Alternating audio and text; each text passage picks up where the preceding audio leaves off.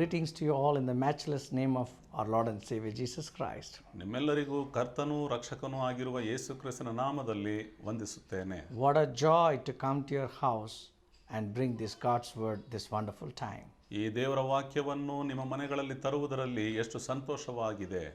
I believe that you are waiting for this program and you are receiving miracles after miracles. ನಾನು ನಂಬುತ್ತೇನೆ ನಿಜವಾಗಿಯೂ ನೀವು ಈ ಸಂದೇಶದ ಮೂಲಕವಾಗಿ ಆಶೀರ್ವಾದಗಳನ್ನು ಅದ್ಭುತಗಳನ್ನು ಅನುಭವಿಸುತ್ತೀರಿ ಎಂದು. So with much prayer, even today we bring this God's word through this wonderful channel to you. ಈ ಒಂದು ಅದ್ಭುತವಾದಂತಹ ಚಾನೆಲ್ನ ಮೂಲಕವಾಗಿ ನೀವು ಈ ಸಂದೇಶಕ್ಕಾಗಿ ಕಾಯ್ದಿರುವುದರಲ್ಲಿ ದೇವರಿಗೆ ಸ್ತೋತ್ರ ಸಲ್ಲಿಸ್ತೇನೆ. I thank God for all your wonderful testimonies and encouraging words which you have for us. ನೀವು ಕೊಟ್ಟಂಥ ಸಾಕ್ಷಿಗಳು ಮಾತ್ರವಲ್ಲದೆ ನೀವು ಪ್ರೋತ್ಸಾಹಿಸಿದ ಎಲ್ಲ ಪ್ರೋತ್ಸಾಹಗಳಿಗಾಗಿ ನಾನು ದೇವರಿಗೆ ಕೃತಜ್ಞತೆ ಸಲ್ಲಿಸ್ತೇನೆ. I want to thank God ನಾನು ದೇವರಿಗೆ ಕೃತಜ್ಞತೆಯನ್ನು for ಸಲ್ಲಿಸ್ತೇನೆ. all the partners who are enabling us to sponsor this program through this media, this wonderful time. ಈ ಒಂದು ಕಾರ್ಯಕ್ರಮಕ್ಕಾಗಿ ನಿಮ್ಮಲ್ಲಿ ನಮಗಾಗಿ ಸಹಕರಿಸಿದ ಎಲ್ಲರಿಗಾಗಿಯೂ ನಾನು ವಂದನೆ ಸಲ್ಲಿಸ್ತೇನೆ. Bible says, give and it shall be given to you. ದೇವರ ವಾಕ್ಯವು ಹೇಳುತ್ತದೆ, ಕೊಡಿರಿ ನಿಮಗೆ ಕೊಡಲ್ಪಡುವುದು ಎಂಬುದಾಗಿ. My dear beloved, ನನ್ನ ಪ್ರಿಯರೇ, whoever has sown into God's kingdom will never go and be a borrower. ದೇವರ ರಾಜ್ಯಕ್ಕಾಗಿ ಯಾರು ಬಿತ್ತಣಿಗೆ ಮಾಡುತ್ತಾರೋ ಅವರು ಎಂದಿಗೂ ಸಾಲಗಾರರಾಗಿ ಇರುವುದಿಲ್ಲ.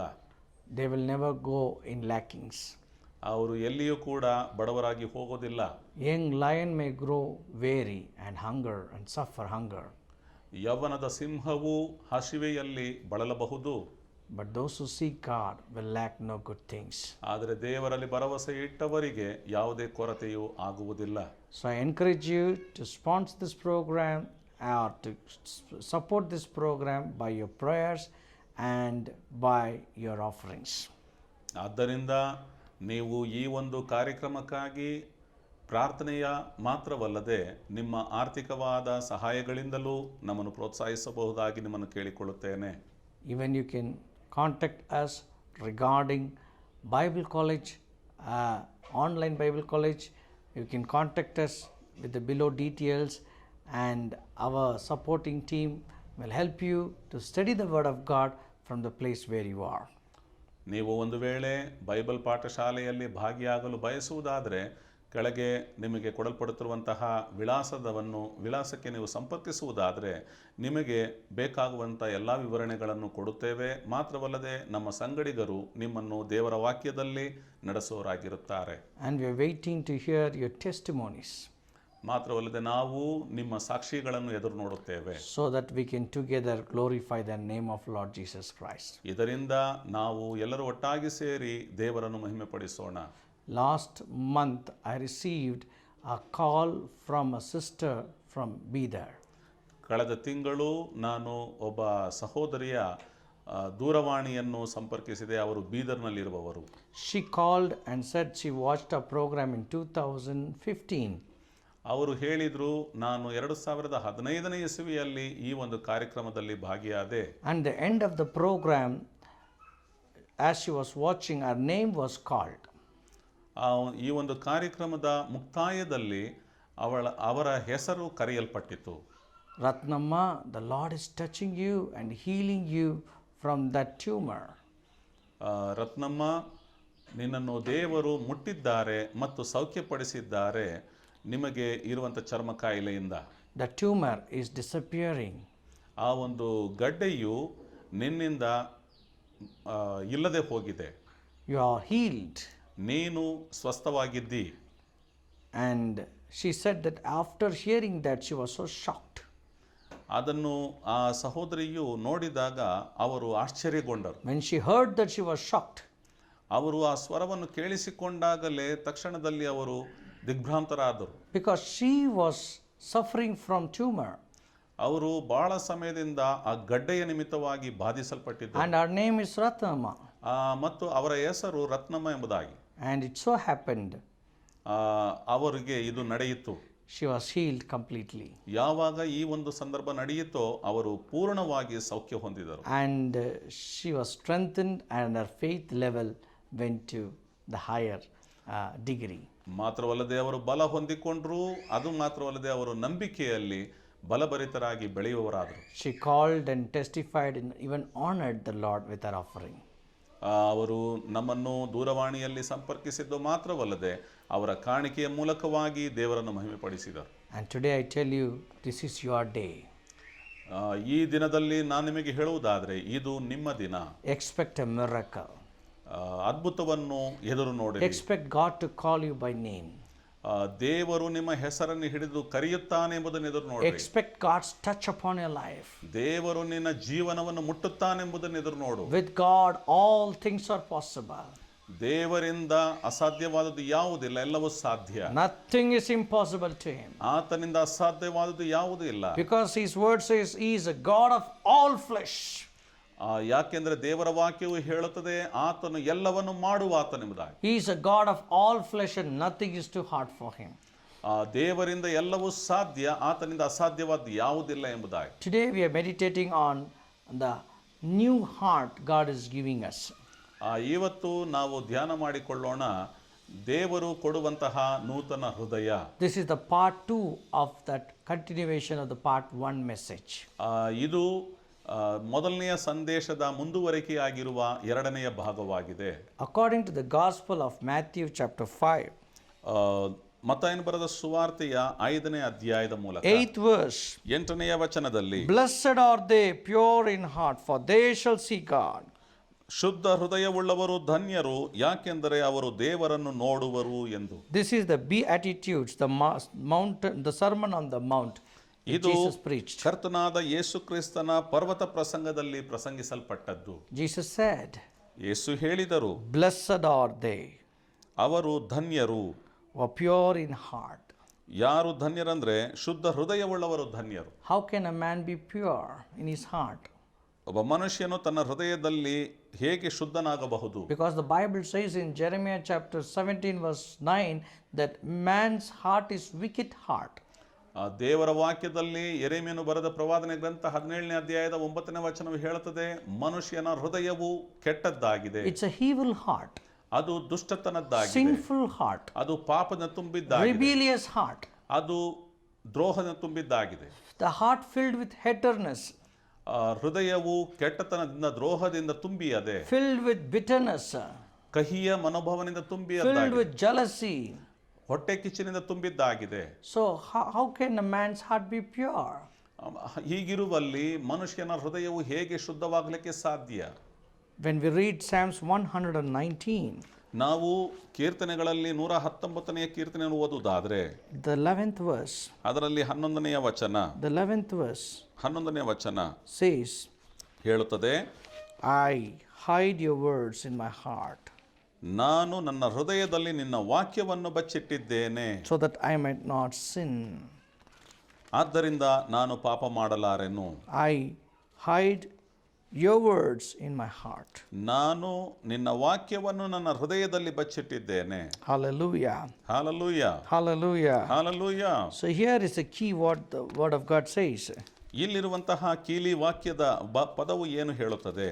The word of God says, ದೇವರ ವಾಕ್ಯವು ಹೇಳುತ್ತದೆ, your words I have hidden in my heart that I might not sin against you. ನಿನಗೆ ವಿರೋಧವಾಗಿ ಪಾಪ ಮಾಡದ ಹಾಗೆ ನನ್ನ ಹೃದಯದಲ್ಲಿ ನಿನ್ನ ವಾಕ್ಯವನ್ನು ಬಚ್ಚಿಟ್ಟಿದ್ದೇನೆ. So God's word brings purification into our hearts. ದೇವರ ವಾಕ್ಯವು ನಮ್ಮ ಹೃದಯಗಳನ್ನು ಶುದ್ಧ ಮಾಡುತ್ತದೆ. This world is full of temptations.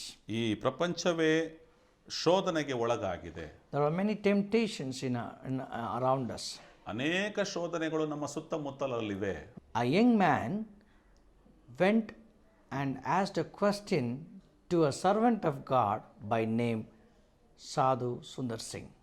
ಸಾಧು ಸುಂದರ್ ಸಿಂಗ್ ಎಂಬ ದೇವರ ಸೇವಕರ ಬಳಿಯಲ್ಲಿ ಒಬ್ಬ ಯೌವನಸ್ಥನು ಹೋಗಿ ಪ್ರಶ್ನಿಸಿದನು.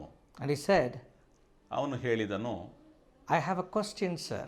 ನನಗೆ ಒಂದು ಪ್ರಶ್ನೆ ಇದೆ ಸೇವಕರೇ. How can a man live sinless life in this world? ಈ ಪ್ರಪಂಚದಲ್ಲಿ ಹೇಗೆ ಒಬ್ಬ ಮನುಷ್ಯನು ಪಾಪವಿಲ್ಲದೆ ಜೀವಿಸಲಿಕ್ಕೆ ಸಾಧ್ಯ? How can a man escape from all the temptations of this carnal mind? ಹೇಗೆ ಒಬ್ಬ ಮನುಷ್ಯನು ಈ ಲೋಕದಲ್ಲಿ ಬರುವಂಥ ಎಲ್ಲ ಶೋಧನೆಗಳಿಂದ ತಪ್ಪಿಸಿಕೊಂಡು ಜೀವಿಸಲಿಕ್ಕೆ ಸಾಧ್ಯ? How can a young man protect his thoughts, his heart from getting immersed into these worldly activities? ಹೇಗೆ ಒಬ್ಬ ಯೌವನಸ್ಥನು ಈ ಲೋಕದ ಲೌಕಿಕ ಜೀವನದ ಆಲೋಚನೆಯಿಂದ ಬೇರ್ಪಟ್ಟಿರಲಿಕ್ಕೆ ಸಾಧ್ಯ? And the answer Sadhu Sundar Singh gave was, when you hide, when you read, meditate, and put God's word in your heart and depend upon the grace of God, the word of God will help you to tune your heart towards purity. ದೇವರ ಸೇವಕರಾಗಿರುವಂತಹ ಸಾಧು ಸುಂದರ್ ಸಿಂಗ್ ರವರು ಆ ಪ್ರಶ್ನೆಗಳಿಗೆ ಉತ್ತರಿಸುವಾಗ, ನೀನು ಯಾವಾಗ ದೇವರ ವಾಕ್ಯವನ್ನು ಓದುವವನಾಗಿ, ಧ್ಯಾನಿಸುವವನಾಗಿ, ಆ ವಾಕ್ಯದ ಮೇಲೆ ಆಧಾರಿತನಾಗಿ ದೇವರ ಕೃಪೆಯಲ್ಲಿ ಆತುಕೊಂಡಿರ್ತೀಯೋ, ಆಗ ದೇವರು ನಿನ್ನ ಹೃದಯವನ್ನು ಶುದ್ಧಪಡಿಸುತ್ತಾನೆಂದು ಹೇಳಿದರು. We live in a sinful world. ನಾವು ಪಾಪದ ಜೀವನದಿಂದ ಈ ಲೋಕದಲ್ಲಿ ಜೀವಿಸುವಾಗ ಪಾಪದ ಜೀವನದಿಂದ ಹೊರಬರಬಹುದು. We are born with sin. ನಾವು ಪಾಪದಿಂದಲೇ ಹುಟ್ಟಿದೆವು. Our birth was in sin. ನಮ್ಮ ಹುಟ್ಟು ಪಾಪದಿಂದಲೇ And ಆಗಿದೆ. we live in this planet Earth which is full of sin. ಈ ಒಂದು ವಿಶ್ವದಲ್ಲಿಯೇ ಪಾಪವು ತುಂಬಿಯದೆ. So in midst of this, ಇದರ ಮಧ್ಯದಲ್ಲಿ only way to walk in the righteousness of God is reading, meditating, and putting God's word into our hearts. ನಾವು ಪರಿಶುದ್ಧವಾಗಿ ನಡೆಯಬೇಕೆಂದು ಬಯಸುವುದಾದರೆ ದೇವರ ವಾಕ್ಯವನ್ನು ಓದಿ ಧ್ಯಾನಿಸಿ ಅದರ ಮೇಲೆ ಆಧಾರಿತರಾಗಿರುವುದಾದರೆ ಮಾತ್ರವೇ ಸಾಧ್ಯ. God's word says in Ephesians chapter 5. ದೇವರ ವಾಕ್ಯವು ಎಫೆಸದವರಿಗೆ ಬರೆದ ಪತ್ರಿಕೆಯ 5ನೇ ಅಧ್ಯಾಯದಲ್ಲಿ ಹೇಳಲ್ಪಡುತ್ತಿದೆ. If you see that, ಅಲ್ಲಿ ನೋಡಬಹುದು, the 26th verse. 26ನೇ ವಚನವು ಹೇಳುತ್ತದೆ. The 26th verse says that 26ನೇ ವಚನವು ಅದನ್ನು ಹೇಳುತ್ತದೆ, God's word, ದೇವರ ವಾಕ್ಯವು that he might sanctify and cleanse her with the washing of the waters by word. ಆತನು ಅದನ್ನು ವಾಕ್ಯವೆಂಬ ನೀರಿನಿಂದ ತೊಳೆದು ಪ್ರತಿಷ್ಠಿಸಿ ಶುದ್ಧ ಮಾಡಿದ್ದನು. So God's word is a water which purifies the evil intentions, wickedness, sin which is present in our hearts. ದೇವರ ವಾಕ್ಯವು ನಮ್ಮ ಹೃದಯಗಳನ್ನು ಶುದ್ಧಪಡಿಸುವಂತಹ ನೀರಿಗೆ ಹೋಲಿಕೆಯಾಗಿದೆ. My dear beloved, ನನ್ನ ಪ್ರಿಯರೇ, might be you are searching for a secret to come out of all the evil habits. ನೀವು ಎಲ್ಲ ಕೆಟ್ಟದಾದ ಆಲೋಚನೆಗಳಿಂದ ಹೊರಬರಬೇಕೆಂದು ನೀನು ಬಯಸುವುದಾದರೆ, Might be you are looking for a solution to live a good life. ನೀನು ಒಳ್ಳೆಯ ಜೀವನ ಮಾಡುವುದಕ್ಕಾಗಿ ಒಂದು ಆಲೋಚನೆಯನ್ನು ನೋಡುವುದಾದರೆ, God's word is a key. ದೇವರ ವಾಕ್ಯವು ಅದಕ್ಕೆ ಕೀಲಿ ಕೈಯಾಗಿದೆ. Every day when you meditate God's word, ಪ್ರತಿ ದಿನವೂ ದೇವರ ವಾಕ್ಯವನ್ನು ಧ್ಯಾನಿಸು. every day when you mug up these words, ಪ್ರತಿ ದಿನದಲ್ಲಿ ನೀನು ದೇವರ ವಾಕ್ಯವನ್ನು ಧ್ಯಾನಿಸುವುದಾದರೆ, every day when you dwell your thoughts with God's word, ನೀನು ದೇವರ ವಾಕ್ಯದೊಂದಿಗೆ ನೀನು ಸ್ಪಂದಿಸುವುದಾದರೆ, the word of God will cleanse you and protect you from going towards the worldly activities. ದೇವರ ವಾಕ್ಯವು ನಿನ್ನನ್ನು ಶುದ್ಧೀಕರಿಸುತ್ತದೆ, ನಿನ್ನನ್ನು ಸಂರಕ್ಷಿಸುತ್ತದೆ, ಮಾತ್ರವಲ್ಲದೆ ಲೋಕದ ಲೌಕಿಕ ಜೀವನದಿಂದ ನಿನ್ನನ್ನು ಬೇರ್ಪಡಿಸುತ್ತದೆ. Hallelujah. Hallelujah. Hallelujah. Hallelujah. And secondly, the Bible also talks about that heart which has a desire to serve God or to seek God. ಎರಡನೇದಾಗಿ ದೇವರ ವಾಕ್ಯವು ಹೇಳುತ್ತದೆ, ದೇವರಿಗಾಗಿ ಸೇವೆ ಮಾಡುವ ವಿಷಯದಲ್ಲಿ ಆಶೆವುಳ್ಳ ಹೃದಯ ಹೇಗಿರುತ್ತದೆ. The heart which loves to seek God. ದೇವರ ವಾಕ್ಯವು ಹೇಳುತ್ತದೆ, ದೇವರನ್ನು ಪ್ರೀತಿಸುವ ಹೃದಯ ಎಂಬುದಾಗಿ. In Jeremiah chapter 29, ಯೆರೆಮೀಯನ ಪ್ರವಾದನೆಯ ಗ್ರಂಥ 29ನೇ ಅಧ್ಯಾಯ. if you look at Jeremiah chapter 29, ಯೆರೆಮೀಯನ ಪ್ರವಾದನೆ ಗ್ರಂಥ 29ನೇ ಅಧ್ಯಾಯದಲ್ಲಿ ನೋಡುವುದಾದರೆ, in 13th verse, 13ನೆಯ ವಚನದಲ್ಲಿ 13th verse says, 13ನೇ ವಚನವು ಹೇಳುತ್ತದೆ, if you seek me with whole heart, ನನ್ನನ್ನು ಹುಡುಕುವಿರಿ, if you seek me with whole heart, ಪೂರ್ಣ ಹೃದಯದಿಂದ ನನ್ನನ್ನು ಹುಡುಕುವಾಗ you will find me. ನನ್ನನ್ನು ಕಂಡುಕೊಳ್ಳುವಿರಿ. The word of God says this. ದೇವರ ವಾಕ್ಯವು ಹೇಳುತ್ತದೆ, And you will seek me and find me when you search for me with all your heart. ನನ್ನನ್ನು ಹುಡುಕುವಿರಿ ಮತ್ತು ಪೂರ್ಣ ಹೃದಯದಿಂದ ನನ್ನನ್ನು ಹುಡುಕುವಾಗ ನನ್ನನ್ನು ಕಂಡುಕೊಳ್ಳುವಿರಿ. Amen. Amen. That heart which desires to seek God. ನಮ್ಮ ಹೃದಯವು ಅಪೇಕ್ಷೆ ಪಡಬೇಕು ದೇವರನ್ನು ಹುಡುಕುವುದಕ್ಕೆ. Many times our heart looks for worldly pleasures. ಅನೇಕ ಸಮಯದಲ್ಲಿ ಲೋಕದ ಆಲೋಚನೆಗಳನ್ನು ನಮ್ಮ ಹೃದಯ ಹುಡುಕುತ್ತದೆ. The pleasures which gives us joy for a moment. ಅನೇಕ ಒತ್ತಡಗಳು ನಮ್ಮ ಸಂತೋಷಕ್ಕೆ ಕಾರಣವಾಗಿರ್ತದೆ ನೋಡ್ತೇವೆ. But for some time it gives us joy, but for long time it leaves pain and destruction in our lives. ಆದರೆ ಕೆಲವೊಂದು ಸಮಯದಲ್ಲಿ ಸಂತೋಷ ಕೊಡುತ್ತದೆ, ಆದರೆ ಅನೇಕ ಸಮಯದಲ್ಲಿ ನಮ್ಮ ಜೀವನದಲ್ಲಿ ದುಃಖಕರವಾದ ಸಂಗತಿಗಳು ನಡೆದು ಹೋಗುತ್ತವೆ. But when you start tuning your heart to seek God, ಆದರೆ ಯಾವಾಗ ನೀವು ದೇವರನ್ನು ಹುಡುಕುವ ಹೃದಯವುಳ್ಳವರಾಗಿ ಮಾರ್ಪಡುತ್ತೀರಿ, when that thirst is birthed in your heart, that is called as revival.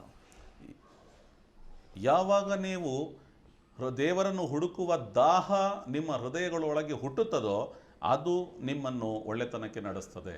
We see in the Bible how David longed for the presence of God. ನಾವು ದೇವರ ವಾಕ್ಯದಲ್ಲಿ ನೋಡ್ತೇವೆ ದಾವೀದನು ಹೇಗೆ ದೇವರ ಪ್ರಸನ್ನತೆಯಲ್ಲಿ ಉದ್ದನಾದ ಕಾಲವನ್ನು ಕಳೆದನು ಎಂಬುದನ್ನು. How he desired to enter the gates of God. ಅವನು ಹೇಗೆ ದೇವರನ್ನು ಹುಡುಕುವುದಕ್ಕಾಗಿ ಆಶೆ ಉಳ್ಳವನಾಗಿದ್ದನೆಂಬುದು. How he rejoiced to go into the house of God. ದೇವರ ಆಲಯಕ್ಕೆ ಹೋಗುವ ವಿಷಯದಲ್ಲಿ ಅವನು ಎಷ್ಟು ಸಂತೋಷವುಳ್ಳವನಾಗಿದ್ದನೆಂಬುದು. Acts chapter 13 verse 22, God's word says that he was a man after God's own heart. ಅಪೊಸ್ತಲ ಕೃತ್ಯ 13ನೇ ಅಧ್ಯಾಯ 22ನೇ ವಚನದಲ್ಲಿ ಹೇಳಲ್ಪಡುತ್ತೆ ದೇವರ ಹೃದಯಕ್ಕೆ ಅವನು ಮೆಚ್ಚುಗೆಯುಳ್ಳವನಾಗಿದ್ದನು ಎಂಬುದಾಗಿ. David loved God. ದಾವೀದನು ದೇವರನ್ನು ಪ್ರೀತಿಸಿದನು. He longed for God. ಅವನು ದೇವರಿಗಾಗಿ ಕಾಯುವವನಾಗಿದ್ದನು. He desired to be in the presence of God. ಅವನು ದೇವರ ಪ್ರಸನ್ನತೆಯಲ್ಲಿ ಇರುವುದನ್ನು ಎದುರು ನೋಡುವವನಾಗಿ. Bible says that. ದೇವರ ವಾಕ್ಯವು ಹೇಳುತ್ತದೆ ಅದನ್ನು. He searched for God. He searched for God diligently. ಅವನು ದೇವರನ್ನ ಹುಡುಕುವವನಾಗಿದ್ದನು. He was thirsty for God. ಅವನು ದೇವರಿಗಾಗಿ ದಾಹವುಳ್ಳವನಾಗಿದ್ದನು. And God honored him. ಮತ್ತು ದೇವರು ಅವನನ್ನು ಸನ್ಮಾನಿಸಿದನು. Dear beloved people of God, ನನ್ನ ಪ್ರಿಯ ದೇವರ ಜನರೇ, today let us pray. ಇವತ್ತು ನಾವು ಪ್ರಾರ್ಥನೆ ಮಾಡೋಣ. Lord, give me a heart which will, Lord, have a desire to seek you. ದೇವರ ಬಳಿಯಲ್ಲಿ ನಿಮ್ಮ ಹೃದಯಗಳನ್ನು ಒಪ್ಪಿಸಿಕೊಡುವುದಾದರೆ ದೇವರು ನಿಮ್ಮನ್ನು ಕಂಡುಕೊಳ್ಳುತ್ತಾರೆ. Lord, give me the heart which will desire to be in your presence. ದೇವರೇ ನನಗೆ ನಿಮ್ಮನ್ನು ಹುಡುಕುವ ಹೃದಯವನ್ನು ಕೊಡಿರಿ. Enough of seeking blessings, enough of seeking the worldly pleasures. ನಾನು ಲೌಕಿಕ ಆಲೋಚನೆಗಳನ್ನು ಹುಡುಕಿದ್ದು ಸಾಕಾಗಿದೆ ನನಗೆ. Let me look for blesser. ನಾನು ಆಶೀರ್ವಾದವನ್ನು ಹುಡುಕಲಿ. Not only for blessings. ಆಶೀರ್ವಾದಗಳನ್ನು ಮಾತ್ರವಲ್ಲ. Blessings may disappear, but when blesser is there, the blessings will continue. ಆಶೀರ್ವದಿಸುವ ಆತನು ನಮ್ಮ ಜೊತೆಯಲ್ಲಿ ಇರುವುದಾದರೆ ಆಶೀರ್ವಾದಗಳು ಮುಂದುವರಿಯುತ್ತಾ ಇರ್ತದೆ. My dear beloved, ನನ್ನ ಪ್ರಿಯರೇ, today ಇವತ್ತು let us seek God. ನಾವು ದೇವರನ್ನು ಹುಡುಕೋಣ. When you seek God, ಯಾವಾಗ ದೇವರನ್ನು ಹುಡುಕ್ತೇವೋ all the blessings will start flooding your life.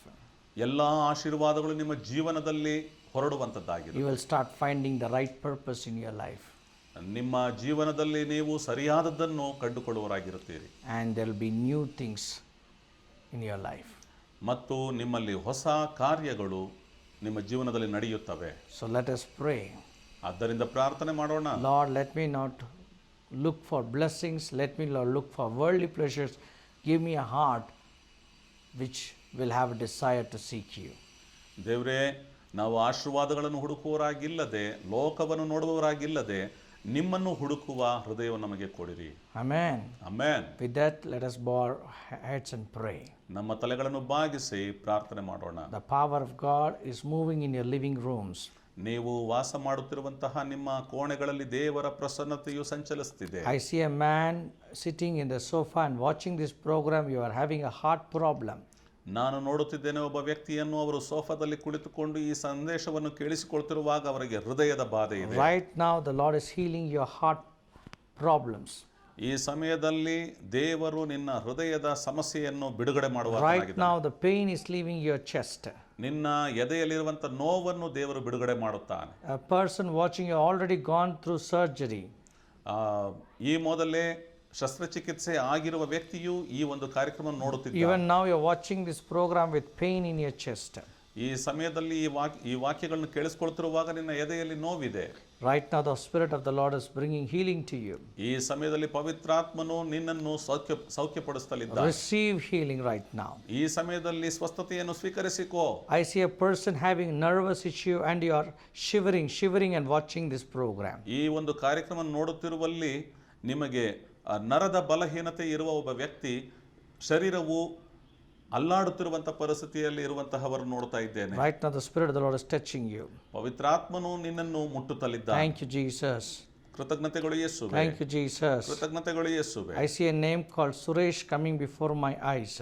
ನನ್ನ ಕಣ್ಣ ಮುಂದೆ ಸುರೇಶ್ ಎಂಬವರ ಹೆಸರು ಬರುತ್ತಿದೆ. Be filled with the Holy Spirit. ಈ ಸಮಯದಲ್ಲಿ ಪವಿತ್ರಾತ್ಮದಿಂದ The ತುಂಬಿಸಲ್ಪಡು. Lord is delivering you. ದೇವರು ನಿನ್ನನ್ನು ಬಿಡುಗಡೆ ಮಾಡುತ್ತಲಿದ್ದಾನೆ. The Lord is delivering you. ದೇವರು ನಿನ್ನನ್ನು ಬಿಡುಗಡೆ ಮಾಡುತ್ತಲಿದ್ದಾನೆ. Padma is coming before my eyes. ಪದ್ಮ ನನ್ನ ಕಣ್ಣ ಮುಂದೆ ಕಾಣಿಸಿಕೊಳ್ಳುತ್ತಿದೆ. Padma, the Lord is touching your family members.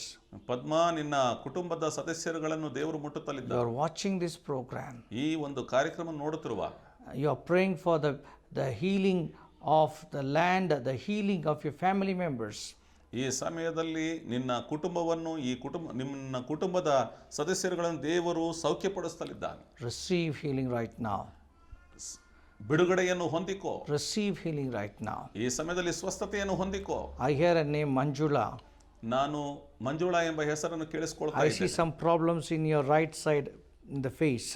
ನಿನ್ನ ಮುಖದ ಬಲಗಡೆಯ ಭಾಗದಲ್ಲಿ ತೊಂದರೆ ಅನುಭವಿಸ್ತಾ ಇದ್ದಿ. The Spirit of the Lord is touching you right now.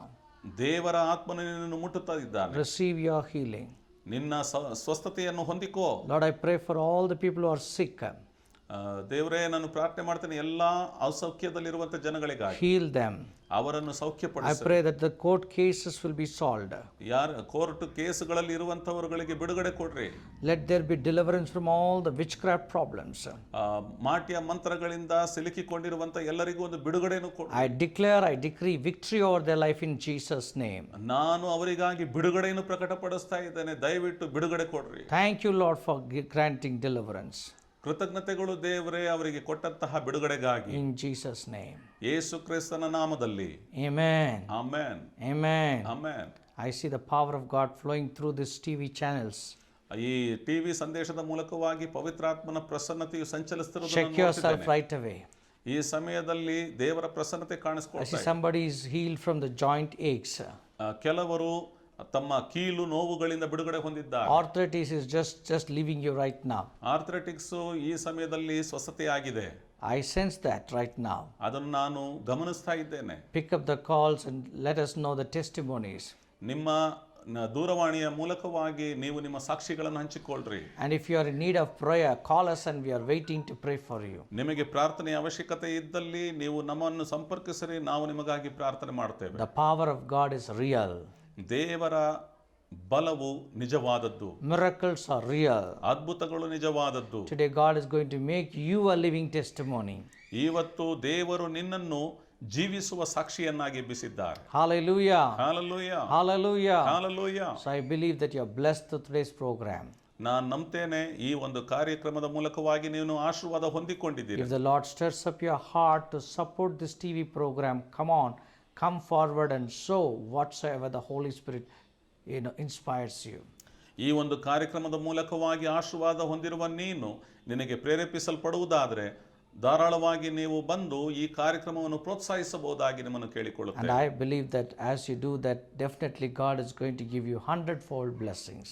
ಹಾಗೆ ನೀವು ಮಾಡುವುದಾದರೆ ಖಂಡಿತವಾಗಿಯೂ ದೇವರು ನಿಮ್ಮನ್ನು 100ರಷ್ಟಾಗಿ ಆಶೀರ್ವದಿಸ್ತಾನೆಂದು ನಾನು ನಂಬುವವನಾಗಿದ್ದೇನೆ. And if you are interested to study the Word of God and do the work of the Lord, our online Bible colleges course are ready.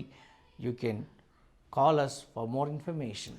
ನೀವು ಸೇವೆ ಮಾಡುವುದಕ್ಕಾಗಲಿ ಅಥವಾ ದೇವರ ವಾಕ್ಯವನ್ನು ಹೆಚ್ಚಾಗಿ ಕಲಿಯುವುದಕ್ಕಾಗಲಿ ಆಸಕ್ತಿ ಉಳ್ಳವರಾಗಿದ್ದರೆ ನಮ್ಮ ಅಂತರ್ಜಾಲದ ಬೈಬಲ್ ಪಾಠಶಾಲೆಯ ಮೂಲಕವಾಗಿ ನಿಮ್ಮನ್ನು ಪ್ರೋತ್ಸಾಹಿಸುವವರಾಗಿರುತ್ತೇವೆ. May the living God bless you. ಜೀವಿಸುವ ದೇವರು ನಿನ್ನನ್ನು ಆಶೀರ್ವದಿಸಲಿ. God's hand is upon you. ದೇವರ ಹಸ್ತವು ನಿಮ್ಮ ಮೇಲಿದೆ. From today onwards, you will see many new things happening in your life. ಈ ದಿನದಿಂದ ಅನೇಕ ಹೊಸ ಕಾರ್ಯಗಳು ನಡೆಯುವುದನ್ನು ನೀನು ನೋಡುವವನಾಗಿರುತ್ತಿ. So thank you for watching our program. ನಮ್ಮ ಕಾರ್ಯಕ್ರಮವನ್ನು ನೋಡಿದ್ದಕ್ಕಾಗಿ ನಿಮಗೆ ಧನ್ಯವಾದಗಳು. God bless you. ದೇವರು ನಿಮ್ಮನ್ನು ಆಶೀರ್ವದಿಸಲಿ. Amen. ಆಮೆನ್. Amen. ಆಮೆನ್.